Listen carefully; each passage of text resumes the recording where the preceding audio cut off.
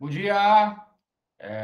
Então, nós tivemos um problema em relação à falta de gravação da aula, né? Não foi porque eu esqueci, mas no momento que começou a aula, eu tentei gravar e pedi para os colegas, né, que estavam da turma que estavam assistindo também procurarem, né, a possibilidade de gravação e não apareceu para ninguém, na verdade, a, né, a opção de gravar a reunião.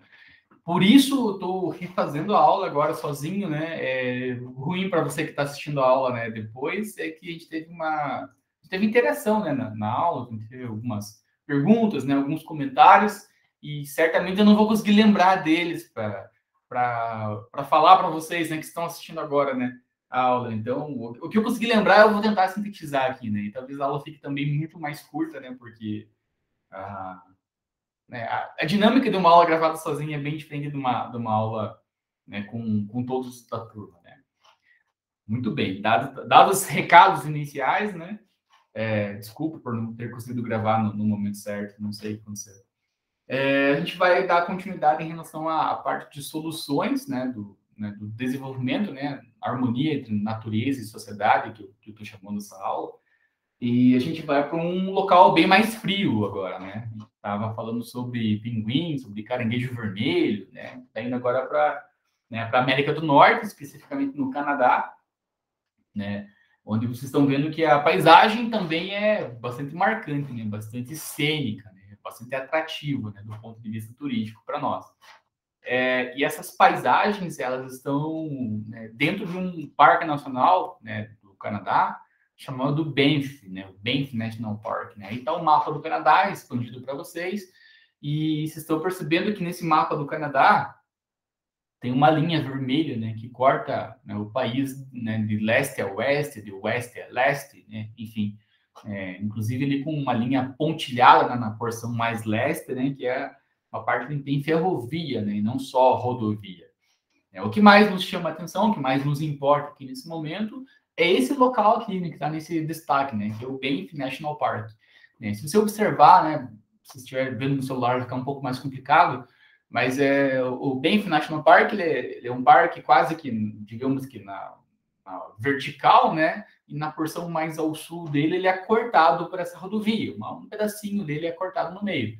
Vai lembrar um pouco o nosso parque aqui de Ponta Grossa, né? O Parque Estadual de Vila Velha, ele também é cortado por uma rodovia. De um lado ele tem Arenitos e Furnas, e do outro lado da rodovia ele vai ter a Lagoa Dourada. Né? Mas vai lembrar, né? Vai lembrar. Eles têm lá a estrada, né, transcanadense, né? Dá para fazer uma associação bem barata, bem ruim aí com a transbrasiliana, né? Que cortaria o país de um lado ao outro. Tem mais de 8 mil quilômetros, né, um pouquinho mais de 8 mil quilômetros, que é mais ou menos, né, a extensão do Canadá, né? O Canadá tem um pouquinho menos dessa extensão, né, só que a estrada não é linear, né? Ela vai de um lado para o outro. Mas o que mais importa para nós aqui é em relação a essa parte do Banff. Uma imagem qualquer aqui desse parque nacional, né? Estamos vendo em um centro de visitantes, né? Um centro de informações turísticas do Banff. Vocês podem ver que, né, o design, né, o cuidado em relação ao centro de visitantes, ele é bem legal, né? Ele é bem diferente do que nós temos aqui no Brasil, né? Tá vendo ali que o painel está sendo sustentado, entre aspas, por ossos ali, né? O design, né, da estrutura é muito bonita, né? E eu lembro que na aula ao vivo a Nathalie comentou que gostava muito do design, né, dos parques americanos, né, dos parques, né, que estão fora do Brasil em relação a esse tipo de estrutura. E é a mais absoluta verdade, né? Então eles têm um cuidado com fonte, com cor, com tudo, né? Tudo isso é sintetizado numa palavra só, né? Com o design, né? Bem mais apurado, né? E quando a Nathalie comentou isso, eu lembrei, né, na hora do Central Park nos Estados Unidos, que eles também têm isso, né? O Central Park, o principal parque, né, de Nova York, e antigas estruturas que estavam lá, né, para outros fins, elas foram adaptadas para se tornarem centro de visitantes. E por mais que você não queira uma informação, né, o local ele te convida a entrar, né, ele é convidativo, ele é bonito, né, ele é legal. Né, então você acaba sendo atraído por esses locais, né, chamam muita atenção para nós. Tudo bem. Qual que é o problema aqui, né? O problema aqui, em relação ao Banff National Park, né, cortado por uma estrada que tem vida selvagem, né, dentro desse parque.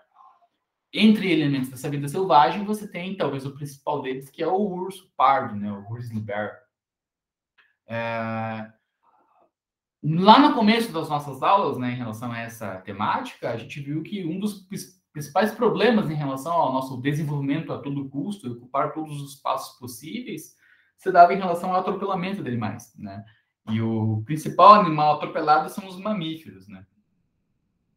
Dado esse dado é ótimo, né? Dada essa informação, a gente faz uma segunda conjectura, que quando a gente atropela, a gente bate em animais de grande porte, tipo um urso, tipo um cavalo, existe um segundo problema, que é a morte do motorista, dos passageiros, né? Porque é um animal grande, né? Um animal pesado, né? Então, a probabilidade de você atropelar um animal desse, né? E sair com algum tipo de fratura, com algum tipo, né, de problema é considerável, né? Eu lembro que eu comentei, né, na aula também sobre um documentário, para quem gosta de urso, né? Tem um documentário lá do O Homem-Urso, né? Em inglês deve ser The Grizzly Man, né? O nome desse urso é o urso pardo, mas em inglês é The Grizzly Bear, né? É um cara lá que adorava os ursos e tudo mais, e eu faço essa ligação porque eu comento, né, que o problema principal do urso aqui não é necessariamente atacar pessoas, porque eles não curtem muito atacar humanos. Não é, né, nós não estamos no cardápio deles, assim. Né, eles até comem a gente, mas é meio que em última opção, né? Tipo para quem não gosta de comida japonesa, né? Tipo, até vai comer um sushi, mas assim, lá quando não tem mais nada para comer, né? Daí você vai comer um sushi, né? Para quem não gosta de comida japonesa, logicamente. Né? Tipo, buchada de bode, né? Então, eu até como, mas se eu tiver qualquer outra opção na frente, eu vou em qualquer outra opção, né? Tipo isso. Então, o urso não curte muito comer, gente. Mas ele come, né?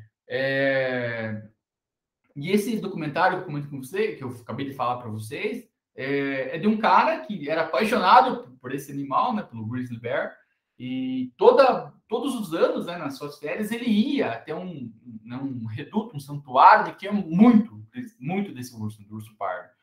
E ele, na cabeça desse cara, ele entendia que ele era um deles. Os ursos entendiam ele como um deles. Então ele acampava em locais não seguros. Né?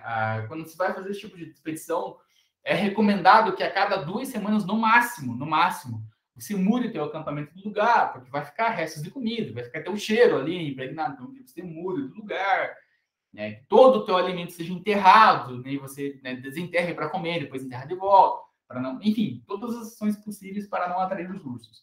E esse cara, tipo, chamava os ursos pelo nome, né? Então ele conhecia, né? Ele olhava a cara do urso e falava, esse aqui é o urso X, o urso tal.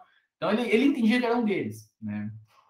Ele ficou bem famoso ali lá nos programas de talk show, né, norte-americanos, tipo o programa do Jô deles lá.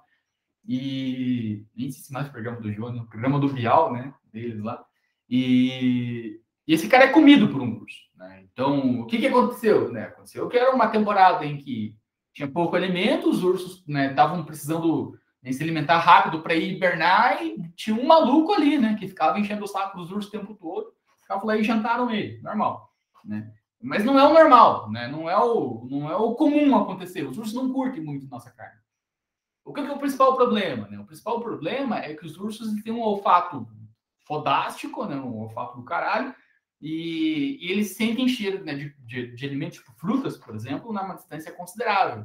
Então, se você estaciona o carro aqui porque deu algum problema, por exemplo, no teu carro tem fruta, né, e tá passando um urso, esse urso vai arregaçar com o teu carro e vai abrir ele. Né? Os ursos conseguem fazer isso.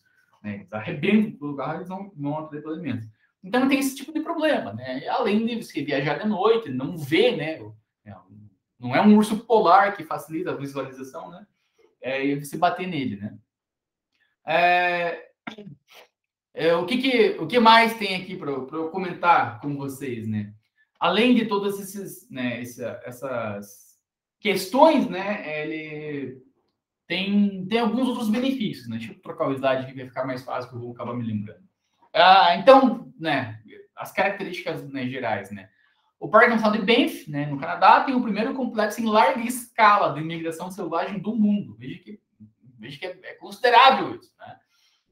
Nenhum lugar do mundo há tantas estruturas diferentes. A gente já vai ver quais são essas estruturas, que é o tal do Green Overpass, né? Então, são passarelas verdes, digamos assim, né? Uma tradução bem direta, né?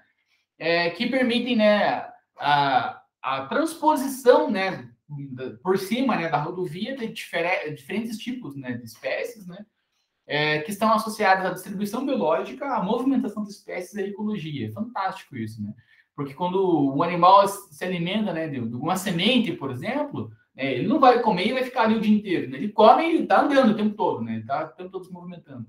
Então, quando ele faz a excreção desse material, né, que ele faz o cocô dele, né, essa semente, né, vai cair na terra e vai germinar, né? Não 100%, né, mas algumas das sementes vão germinar. Então, você promove uma distribuição, né, de árvores, né, enfim, né, da vida biológica, né, uma distribuição bem grande, né, bem legal, né. Tem, aqui no Brasil, a gente tem uma concepção, né, de que, se não me engano, as antas, né, são os jardineiros, né, da natureza, né, porque elas, as jardineiras, né, da natureza, porque elas fazem essa distribuição constante, né, de sementes, né, por todo local que ela está andando. Então isso faz com que, né, a gente tenha essa diversidade biológica bastante acentuada. Fantástico, né, muito legal. Então, há mais de 25 anos, acho que é um tempo considerável, vocês não tinham nem nascido ainda, os Green Overpass, né, essas passarelas, têm sido referência em relação à performance, então elas funcionam de fato. Em relação à avaliação de benefícios, então o custo-benefício disso é bem considerável, né? Claro que se construir uma passarela, ainda mais o Green Overpass, não é uma coisa barata, vocês já vão ver fotos disso, mas, né, você vai ter outros não custos associados a isso, né? Então, você vai ter menos acidente de trânsito, por exemplo. Quando você tem menos acidente de trânsito, você tem menos ocupação do hospital, você tem menos gasto com remédio, com médico, internação, etc. E tal. Você tem menos gastos com seguro dos automóveis, por exemplo, né? Você vai ter menos problemas em relação a ter que limpar lá a rodovia e liberar ela de volta. Então, você vai ter uma pancada de benefícios. Também é referência em relação a design. A próxima slide vai para essa foto, para vocês vão ver que é de fato bonito, né? Para mim, de todas as soluções que eu vou apresentar nessa aula, nessa sequência de aulas, né? Para mim, o design mais bonito é a do Green Overpass. Eu acho muito lindo, né? Estudos de conectividade e variedade entre espécies, né? Além de tudo isso, você vai ter aí o benefício do turismo, né? Então, você vai conseguir posicionar pessoas, né, que elas têm uma visão, né, um contato, né, entre aspas, né, com a vida selvagem, né, em pontos específicos, você distribui isso, né? Esse é bem legal. E o Green Overpass é considerado um laboratório natural para entender a importância dos valores da conservação, né? Então, você vai ver aí que as espécies continuam se reproduzindo, continuam vivendo, né? E a estrada continua ali, né? Então, você tem, né? Você continua se desenvolvendo normal, né? A tua economia, né? A tua cidade, né? Sem afetar tanto, né? Claro que vai afetar de alguma forma, mas sem afetar tanto, assim, os valores da vida selvagem. Vamos às fotos que eu comentei, falando bastante para vocês, né? Isso que vocês estão vendo é um Green Overpass, né? Então, é uma passarela, conecta dois lados, né, da rodovia, né, por cima, logicamente, né, passarela, e aí não está tão green assim, né, nessa passarela, mas vamos ver que tem as outras fotos, vamos ver que assim, a cobertura vegetal é bem mais espessa, né, bem mais legal. E aqui você tem essa conectividade, então não sei por que eles vão de um lado para o outro, não tenho a menor ideia, tinha que estudar melhor a ideia do urso aí, né, mas para nós aqui não importa, porque para nós o que interessa são soluções, né? Sei lá, vocês estão vendo aí que de um lado tem água, do outro lado provavelmente não tem tanta água assim, né? Então, talvez pelo elemento da água, não sei, não tenho a menor ideia por que eles fazem isso, mas eles ficam, né? Os animais ficam se locomovendo de um lado para o outro, né? Vão ter mais imagens aí, né? Então, em relação à conexão de habitats, né? Então, vocês estão percebendo aí que por cima da passarela vocês têm aí uma cobertura vegetal, né, de médio porte, né? De um lado, né? Lógico que em cima de terreno, de terra mesmo, né, as árvores são maiores, né, até pelo tempo que elas estão ali, porque elas cresceram mais, então tem cobertura vegetal, né, de grande porte. Durante, né, a passagem nesse de médio porte, mas assim, você está tendo né, uma conectividade de dois habitats aí bem considerável, né? Aí tem duas imagens, né? A outra foto parece mais um gramado, né? Mas o que mais importa aqui nessas duas imagens é que na margem maior estão percebendo que são três rodovias, né? Três pistas, né? De cada lado da rodovia, né? Uma sentido norte e sul, na verdade ela é horizontal, né? Então uma sentido oeste e outra leste, né? Que é uma verdadeira highway, mas vai ter em pontos, né? Que o tráfego é menor, né? Então aí na imagem na minha direita aqui, menorzinha, são só duas pistas, né, de cada lado e uma terceira via que tem para um outro lugar, né, uma saída secundária, né. Então você vai adaptando, né, conforme a necessidade né, de cada ponto que foi identificado como necessário. Mais uma imagem, né, para vocês verem. Eu acho que inclusive essa é a primeira imagem com um ângulo diferente. E aqui para, né, a título de curiosidade, como é que eles fazem isso, né? Então coloca-se esses tubos aí, né, essas estruturas metálicas, né, por cima da rodovia, e a partir disso você vai construindo. Né? Então você nem quebra o trânsito, né, da rodovia, continua tudo normal, né? Você vai parar o trânsito só no momento de colocar né, esses canos, esses tubos maiores, e depois disso você vai construindo em volta, né? Dessa estrutura já montada, né? Em relação à distribuição dessas passarelas, né? A gente tem aqui, né, o trecho, né, do Banff National Park, a gente tem, né, a rodovia passando, e aí vão ter vários pontinhos aí, né? Os triângulos amarelos, né, se você estiver vendo no celular, vai ser um pouco mais difícil de você visualizar isso, mas seriam esses onde está passando o meu mouse aqui, né? Todo esse trecho de triângulos amarelos são essas passagens, essas green overpass, já construídas, já existem, né? Aí, antes do parque, né? O parque tá nessa região aqui, ó. Tá tudo bem aqui, né? Então tipo, tá mais ou menos por aqui. Ele não pega tudo aqui, né? Tanto é que ele tem o Lago Louise, né? Lake Louise aqui. Vão ter outros, né? Aqui um triângulozinho, então outras passagens, mas tem umas outras cores aí, né? Então, os que estão triângulo de verdade, triângulo amarelo já estão construídos, estão com bolinha amarela, estão sendo construídas, né, na época que eu peguei essa imagem, já deve estar sido pronto isso. Os quadradinhos brancos, né, são locais que foram propostos, né, a construção, e os pontos de interrogação ainda não foi decidido se coloca ou não. O que mais importa para nós aqui é que estão vendo que tem um monte, uma porrada, né, principalmente na área de Banff, né, que é o Parque Nacional, principalmente um monte de Green River Pass. Isso aqui é fundamental, né, porque você não deixa restrito, né, a passagem de toda uma vida selvagem a um único ponto. Você distribui isso, né? Claro que você vai ter um monitoramento ao longo do tempo, né, para saber quais são as rotas que eles mais utilizam, sei lá, né? A geomorfologia do local né, que indica que determinados locais são mais difíceis, né? São impossíveis, né, dos animais passarem, então eles nem utilizam aquilo. Então você vai ter um estudo de monitoramento, não vai fazer do nada, né? Eu vou construir aqui para ver o que dá. Você vai ter um estudo para isso, né? E aqui algumas imagens, né, mostrando os animais utilizando, né? Então, a minha esquerda, pelo menos, né, duas fotos de urso, aquelas câmeras de monitoramento, né, autônoma, né? Que com o movimento ela dispara, então duas fotos de urso. Estão vendo que além do urso, outros animais também utilizam, né? Então, na minha direita aqui, né, são alguns lobos, né? Tem até, inclusive, né, a patinha ali do lobo, né? E aí, dados do Banff, né, mostram que em 10 anos, né, de construção, né, depois de 10 anos da construção né, desses overpairs, foram registrados mais de 84 mil usos, né? Então, é efetivo, né? Funciona, de fato.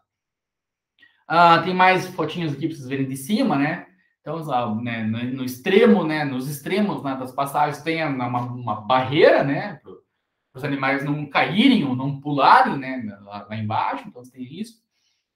Além disso, vocês conseguem observar nessa imagem maior que antes de chegar nessas cercas, vocês têm um morrinho ali, né, de terra, né, uma parte mais elevada de terra, né. Isso funciona como uma barreira para a luz dos carros, né, principalmente à noite, logicamente. Então, o carro está vindo, vem aquela luz e a luz tem esse obstáculo, né. Então, se o animal está passando por aqui, não vem aquela luz na cara dele.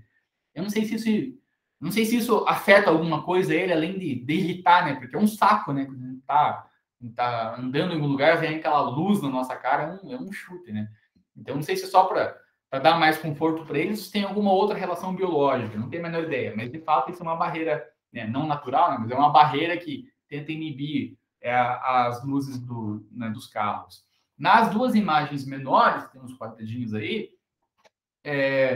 dentro do quadradinho amarelo, talvez vocês consigam observar que existem tipo, como se fossem umas estacas, assim, uns pauzinhos assim, fincados, uns pauzinhos vermelhos. Né? E no chão tem uma coisinha branca que está destacada na imagem de baixo com a cor verde ali. Né? Isso, né, são passagens que você meio que, né, sabe que os bichos vão passar meio que por ali, e eles colocaram um arame farpado, né, nesses locais. Né? Por que o arame farpado? Né? Porque o animal passa por ali, né, vai ter aqui na próxima imagem, ele passa por ali e o arame farpado vai raspar nele. Né? Então, você tem a altura média do urso, você colocou, né, um arame farpado embaixo, um arame farpado por cima, e ele vai passar pelo meio. Né? Então, o arame farpado vai enroscar nele. Estão vendo um urso ali que está passando por baixo do arame lá de baixo. Né? Esse é um urso fora da curva, né? Um urso, né, que não se contenta com o padrão, né? Ele quis diferenciar a ideia. Mas o que é o mais importante aqui? Né? Quando o urso passa, ele acaba deixando um pouco do pelo dele, né? nesse material. O arame farpado não vai machucar necessariamente o urso, né? Porque o urso tem uma pele bastante espessa. Eu acho que não chega nem encostar na pele dele, né? Porque o pelo dele é grande, né? Então, acho eu que só pega só o pelo mesmo, e aí fica preso um pouquinho do pelo dele nesses arames farpados, acaba coletando a amostra, né? E essas amostras são importantes, porque você pode fazer análise de DNA, você pode fazer análises de elementos patogênicos, né? Para ver se eles estão doentes, se não estão doentes, né? Se as espécies estão saudáveis, se não são saudáveis, né? Então, você tem aí, né, um laboratório coletando amostras constantes para você, né? O que é fantástico, né? Vamos ter mais algumas imagens disso, né? Então, as câmeras de segurança, né? Esses pauzinhos que eu falei para vocês aí que estão, né, perto, né? Aqui nesse no pedaço da cerca que também tem, né? Então, ó, a pesquisadora está fazendo alguma coisa ali, sei lá, talvez coletando excremento, né? Não sei, está fazendo alguma coisa. E aqui eu trago para vocês um link, né? Do Arc Solutions, né? Que é tipo um relatório, né?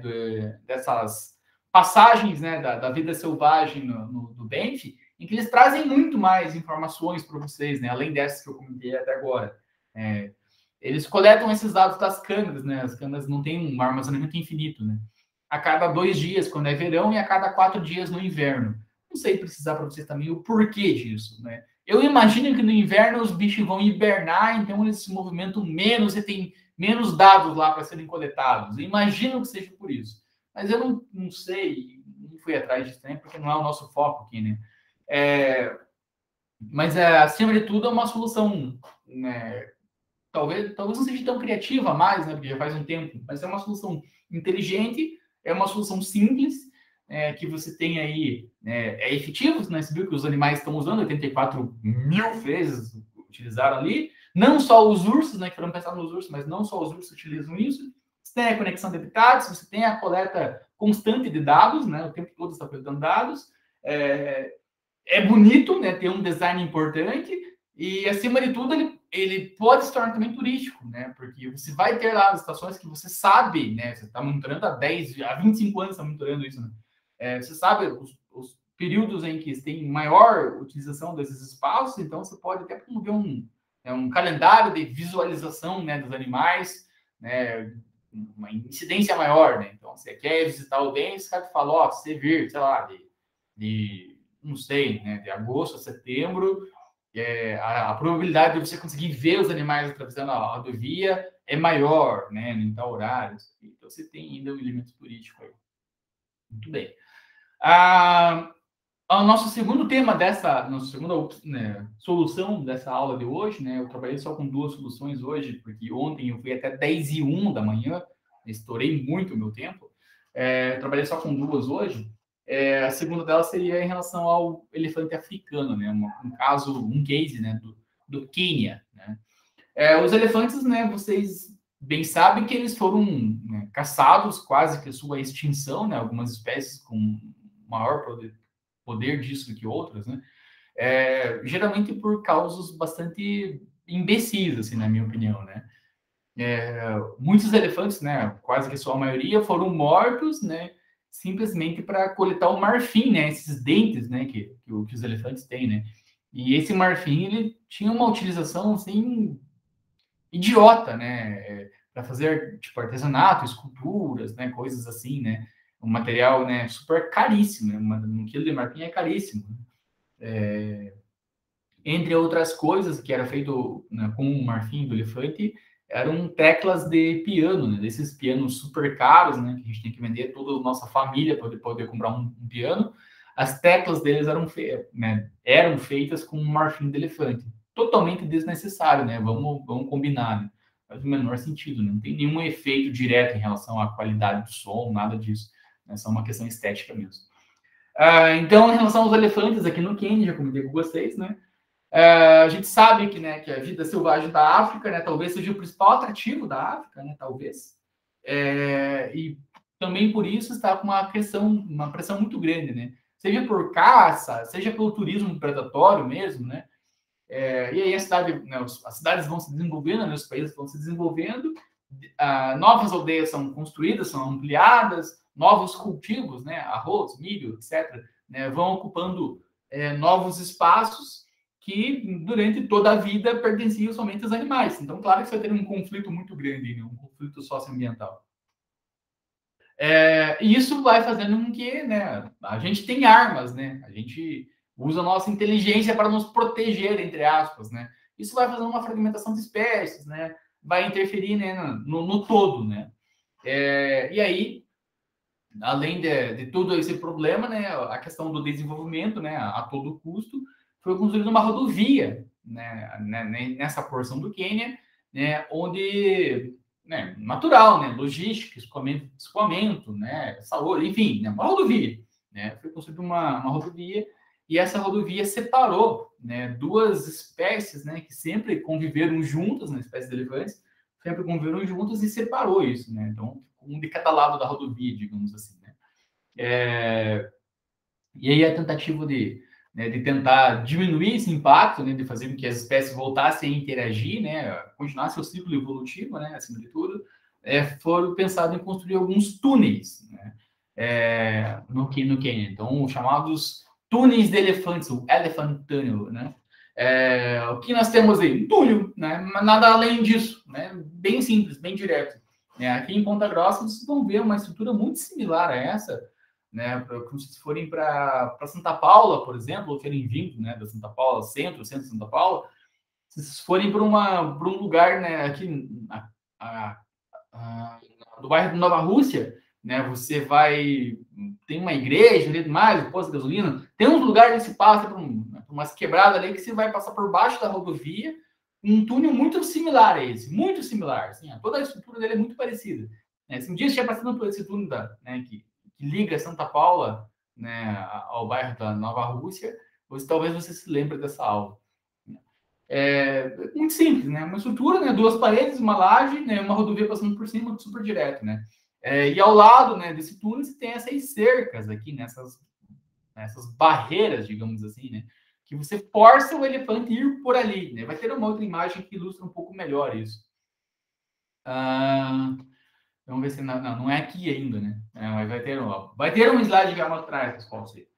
Então, aí, onde que o túnel está localizado, pouco importa, né? O Monte Quênia, o tamanho dele, né? Como é que ele foi construído inicialmente, ele foi forrado lá com feno com esterco, né? Por causa do cheiro, né? Por causa do tátil no piso, né? Para o elefante entender que aquilo era algo, digamos assim, natural, né? E aí, esse corredor cercado com não sei quantos quilômetros aí de cerca para não deixar o animal passar a estrada, né? Que ele vá caminhando ao longo, né, desse corredor até chegar no túnel, né? Assim, os elefantes cruzam a rodovia, né, sem colocar, né, a si mesmo ou motoristas em perigo, sem estragar plantações, o que é um problema, né, em relação ao conflito socioambiental, né? Então, você faz a tua plantação lá, você constrói, sei lá, né, um galinheiro, não sei, você constrói alguma coisa, passa um elefante e derruba tudo, quebra tudo, então você tem esse problema, né, né, com moradores, né? Querendo ou não, né, é um prejuízo. Então, você tem esse conflito, né? E aí, com essa passagem, né, há uma reconexão entre as terras altas do monte e as planícies, né, e permite esse contato, né, de cerca de 7 mil elefantes aí, né, de espécies um pouco diferentes, mas que elas interagem, né, com certa tranquilidade entre elas. Essa mesma solução já foi implantada também na China e na Índia, e no sul da África, o Parque Nacional de Ado, né, que é fragmentado, né, por rodovias, linhas de trem, enfim, né, elaborou uma passagem, né, por cima de uma rodovia, que é um pouco diferente. Né.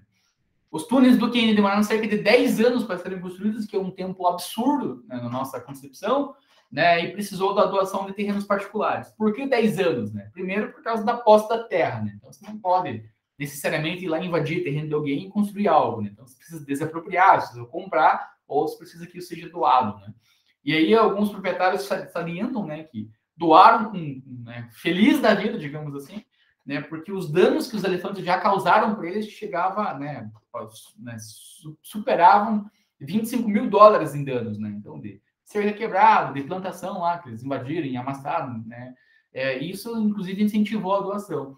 E o mais legal de tudo isso aqui é que quando a pessoa tem noção, né, do que vem acontecendo, né? A pessoa sabe que existem esses problemas e ela topa, né? Peraí que eu acho que eu quebrei meus slides agora, né?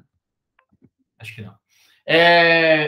A pessoa entende isso, né? Você tem uma relação mais amistosa, né? Então, por que você vai querer matar os elefantes agora se eles não estão causando nenhum prejuízo para você? Eles não estão causando nada, né? Eles estão de boa, né? Seguindo a vida deles, você seguindo a tua. Então, aí você tem até uma segunda relação, né? Você tinha um conflito socioambiental, agora você pode trabalhar com a educação ambiental, né? Você sabe, né? Que os elefantes estão, né, não estão ali, estão passando por ele, não estão atrapalhando, deixa os caras, né? Não tem por que caçar, não tem por que, né, matar eles, né? Que é muito legal. Eu acho que vai ter um vídeo agora, né, sobre os elefantes e na verdade não aparece eles cruzando nesse vídeo, né? Vai aparecer os elefantes, vai aparecer os túneis, vão aparecer fotos, mas não aparecem eles cruzando, né, no momento exato, né? Aí tem uma piadinha, né? Como que você ajuda um elefante a cruzar a estrada, né? Construindo túneis, né? É uma opção. Aí estão vendo, né? As cercas, né? Que vão serpenteando a estrada e vão forçando os elefantes passarem por ali, né? E o elefante passando de fato, né?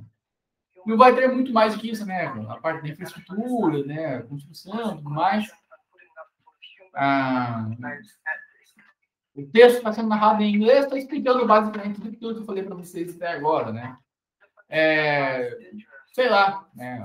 Tem aí a conexão entre espécies, tem as zebras para falei também, né? Os elefantes animais por causa de água, por causa de interconexão de espécies, procurando alimentos e tudo mais. Fato é que, né, os animais não ficam estáticos, eles não ficam parados, né? Então, né, eles têm uma solução, né? Eles saindo do túnel, vai ter uma câmera de segurança agora, né? Mostrando eles, né? Mas só foto, né? Infelizmente, né? Não temos vídeos deles cruzando, né? Mas dá para entender que eles estão usando, né? Bastante óbvio para nós, né? Que eles estão, né, utilizando essas passagens, né? Acho que não tem mais nada para falar para vocês, né? Estava comentando sobre a doação de terras aqui. Talvez só sobre os 10 anos, né? 10 anos pode parecer muito tempo para nós, mas se a gente for pegar a nossa realidade aqui na cidade mesmo, a gente sabe que tem vários prédios públicos aí que precisam de reforma, né? Precisam de algo para voltar a funcionar e tem parado aí mais de tempo que isso, né? Pegar o museu nosso lá, que é no antigo fórum, ele está mais de 10 anos sem utilização, né? Pegar o prédio do IML, precisa arrumar um muro, não tá parado. Né? O CBEJA, né, que é do ladinho da UEPG ali, também, né? Tem que fazer um muro de contenção ali na parte de trás dele e tá parado sei lá quanto tempo, né? Então, 10 anos, né? Apesar de ser, de fato, um absurdo, né? Não está longe da nossa realidade aqui no Brasil. Então, antes de criticar o Quênia, né? A gente tem que olhar para o nosso umbigo também. A aula de hoje era isso, né? Logo que acabou a aula, acabado mesmo, uma aluna ficou, estou pensando, uma aluna ficou e perguntou para mim se essas soluções até agora vistas se poderiam ser aplicadas no Brasil. E a resposta é sem dúvida que sim, né? Sem menor dúvida.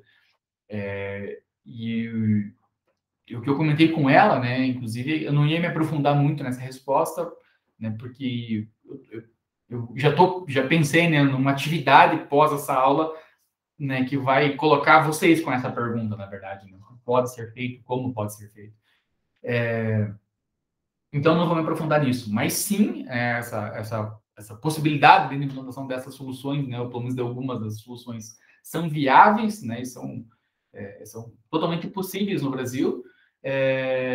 Inclusive, provavelmente na próxima aula, a gente vai ver uma solução implantada na Bahia, né, de algo nesse direcionamento, nesse encaminhamento. E essa mesma aluna comentou comigo diretamente de Vila Velha, né? E ela falou, pois é, porque em Vila Velha também já existe, na verdade, uma espécie de um túnel, né? Que você vai, né, dos Arenitos lá para Lagoa Dourada, passa por baixo da rodovia. Então já existe isso, né? E é mais ou menos isso mesmo, né? Só que a questão é que em Vila Velha, essa solução não é para biodiversidade, né? Essa solução foi feita pensando no ônibus que vai para um lado e para o outro, né? Antes disso, né, dos carros que poderiam ir até lá. Então não era pensado na natureza. E o que a gente está vendo aqui nesse momento, né, são soluções específicas para a natureza. Né? Então, viu lá o túnel lá dos pinguins, lá só para eles. A gente viu o Green Overpass lá só para os animais, não passa carro, não passa nada. E acabou de ver os túneis para os elefantes, né, para mais ninguém. Né? E a questão dos caranguejos também, né, as passarelas e os túneis para os caranguejos, né?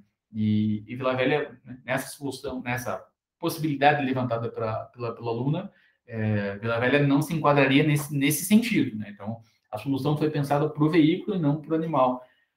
Mas nada impede que isso seja modificado, né? Só que eu não quero aprofundar muito isso, né? Pensando na atividade que vocês vão fazer, e aí eu acabo influenciando no direcionamento, né, do que vocês vão pensar, beleza?